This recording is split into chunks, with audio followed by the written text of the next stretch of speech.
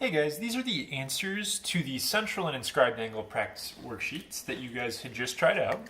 And for our first problem here, they give us a circle and they say that AC, so this guy right here, and BD are both diameters. On the outside of the circle, you're going to see there are arcs, this little minor arc right here from A to B. Arcs can be measured in degrees, like you see up here. And the first angle that they're looking for us to find is angle AFB.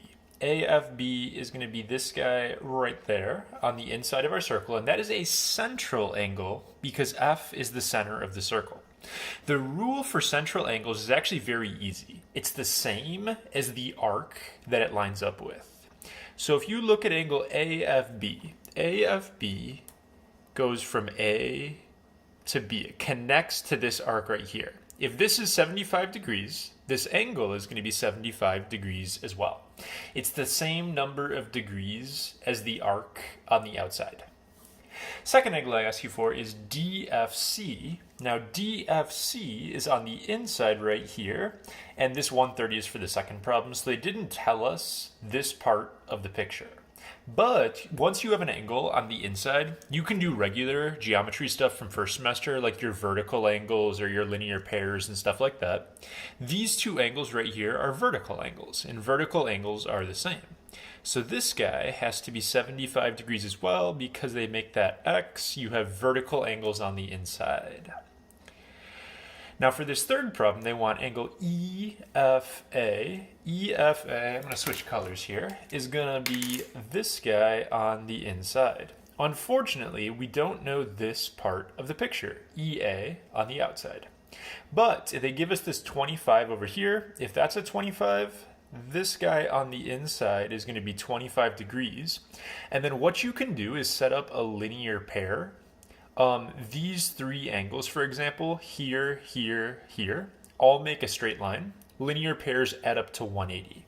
So what I'm going to do for this third guy is I'm going to add my 25 and my 75, which is going to be 100.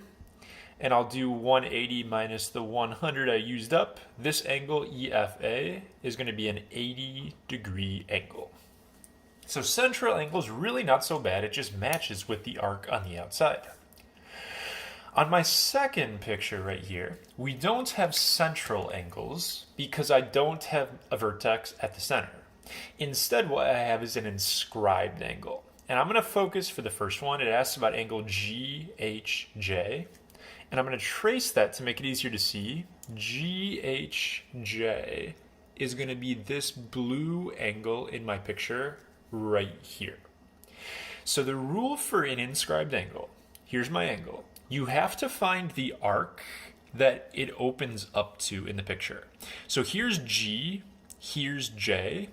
This angle H over here matches up with this arc. It's the arc that opens up from the endpoints of our little angle right here. So G to J. If this is 130 degrees right here, the rule for an inscribed angle is the angle is half the measure of the arc. So if this whole guy right here is 130 divided by 2 means angle GHJ is going to be 65 degrees. You take your arc that it matches up with, you divide it by 2. The second one in this problem is a little bit more complicated. Angle JIH is going to be this guy in green from here to here. So if I want this angle, I need to know from H all the way around my circle to J. That was a really bad line right there. H to J is what this angle opens up to. Well, luckily, they give us these two parts. This is 130. This is 90. So if I add that up, I should get from H to J is going to be 220 degrees. 90 and 130. But I have to take that and I have to divide it by 2 to get my inscribed angle right here. 220 divided by 2 means that that angle is going to be 110 degrees. And then moving on to my last problem right here. I have a triangle within my circle, and I didn't write it down, I forgot to, but this is supposed to be a diameter. So this is the center of my circle. There was a rule that if one of the sides of your triangle is a diameter, that right there is a diameter, that means that the angle opposite it has to be 90. Okay, you can also use the inscribed angle rules I taught you, or we went over up here. This half of the circle is 180 degrees, 360 degrees in a circle. You divide that by 2 to get this angle, it has to be at 90. So if you see a diameter, you have a right triangle. And then what I can do is just add up the two angles I know. So that's going to be 108. I do 180 degrees in a triangle, minus, or subtracted from the 180.